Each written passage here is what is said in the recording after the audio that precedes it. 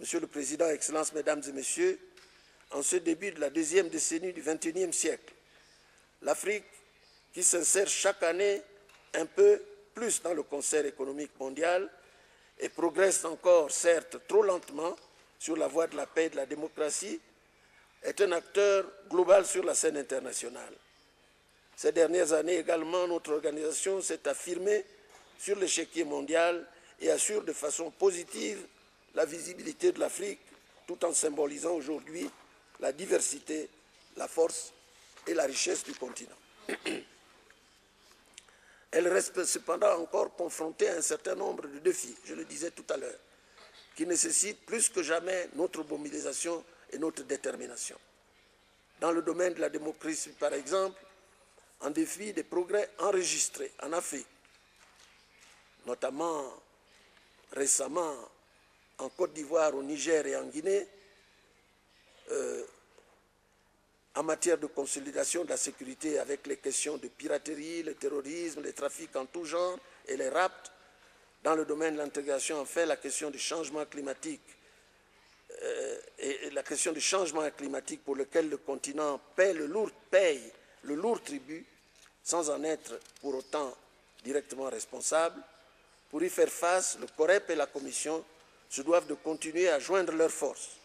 Ce n'est qu'unis que nous progresserons ensemble vers la réalisation de ces objectifs. La Commission, en tout cas, compte bien sur votre soutien et votre collaboration, comme vous pouvez compter sur les siens. Je disais que nous avons été confrontés à une année particulièrement difficile,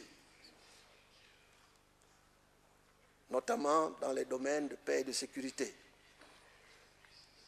Le navire Afrique a été soumis à l'ouragan. L'ouragan et la tempête qui soufflaient un peu partout.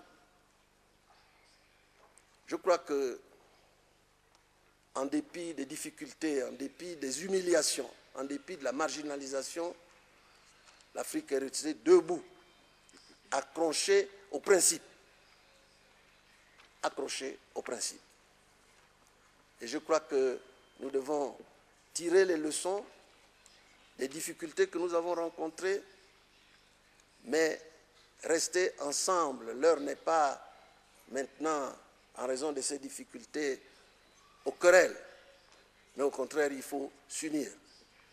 Il ne faut pas quitter le bateau comme des souris, il faut au contraire ramener à bon port notre bateau qui a subi les ouragans que je viens de mentionner, et vous pouvez être sûr que nous y arriverons. Ensemble, nous y arriverons nécessairement.